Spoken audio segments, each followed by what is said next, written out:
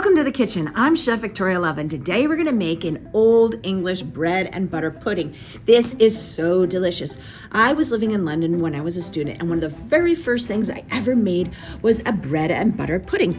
And how this is different from a traditional bread pudding, which was a way to use up stale bread, is that we're going to spread butter on each slice, and then we'll make our custard and bake it in the oven.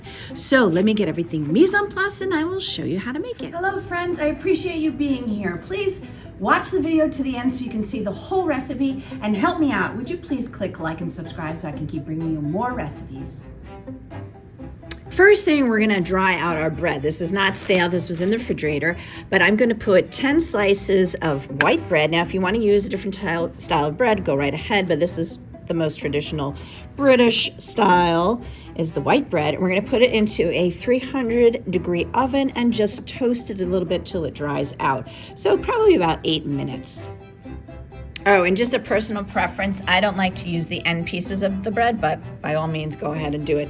So I'm gonna get this into a 300-degree oven for 8 minutes and let it dry out. So while that is in the oven, now I'm gonna start working on my custard. So I have 2 cups of whole milk, and we're gonna bring that to a boil. So I'm gonna put that over medium heat. I don't want it to go crazy and boil over too much, so just get that. Now, if you'd prefer a richer pudding, you could always substitute 1 cup for 1 cup of cream. So we'd have 1 cup of milk and 1 cup of heavy cream, and that would make it really rich. In order to make our custard, we're gonna bring our milk to a boil, and just as it's about to start a rolling boil, we're gonna add our sugar to our 3 eggs. So we're gonna break up our yolks and add our 1/2 cup of sugar to this and whisk it together.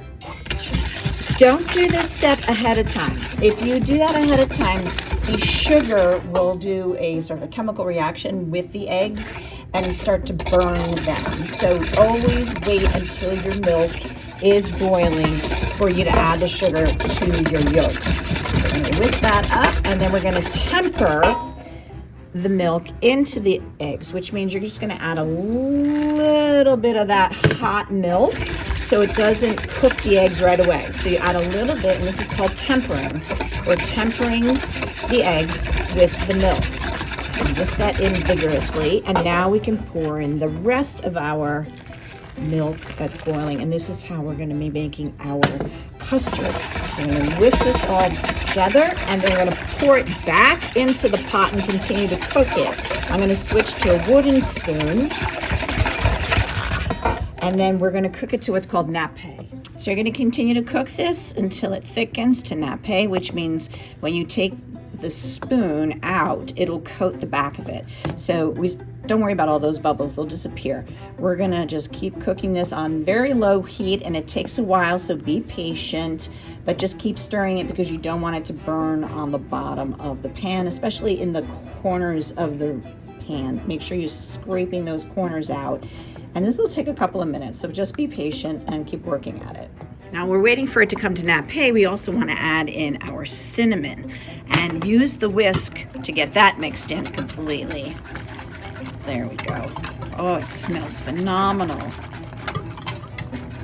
I'll switch back to the spoon and continue to cook this. I softened my butter in the microwave for about 15 seconds, and now we're just going to spread the butter. We have a 1/2 stick. We want to use it up. We want to spread it on all of the slices of our bread. I have all of my bread buttered, and now I'm going to get the raisins ready. These were in the refrigerator, but they're still a bit hard, so we're going to rehydrate them in some water, and then you put it in the microwave for 2 minutes and then strain it. You could use this style of baking dish, which you can layer up. However, I thought it would be nice to use this size pan, which is, I believe, a 9 by 11. And you just use the butter that's left over on the paper to butter it, grease the pan. And then we're gonna slice these in half and sort of layer them up and sprinkle it with our raisins, and then we'll cover it with our custard and bake it in the oven. All right, I sliced everything in half. And now I'm going to arrange it into our baking dish. Let's put these down as our layer base, and let's sprinkle some raisins in the bottom as well. There we go.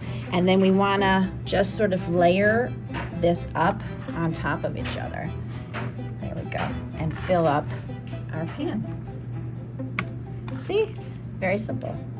And then we can sprinkle our raisins as we go or at the very end. There we go. It's all arranged. And then we can just sprinkle on the rest of our raisins and get those all around. Here's our custard, and just so you know what I'm talking about when I say nappe, you want it to coat the back of your spoon, but also if you drag your finger down, it creates a line. Let me try it again. There we go. And it doesn't come back. So if you can see, it should be coating the back of your spoon, and when you create a line with your finger, it does not fold back in on itself. Okay, and now we just pour our cinnamon custard over. We're gonna bake it in a 300-degree oven until it's set. Now this takes a while, so we're gonna have to be patient. Here is our beautiful bread and butter pudding right out of the oven. Beautiful golden brown color. This was in for about 15 minutes.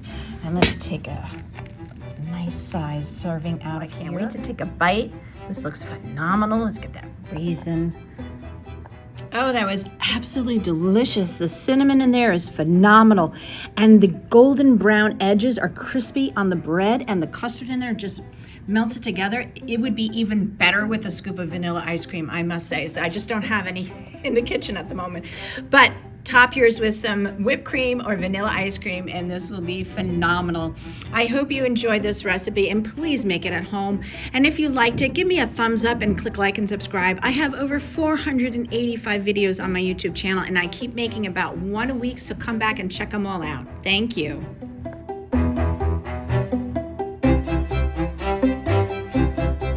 Thank you so much for joining me in the kitchen. Leave me a comment and let me know how you like the recipe. For more recipe demonstrations, please click like and subscribe to Chef Victoria Loves YouTube channel and have fun in the kitchen. Thank you.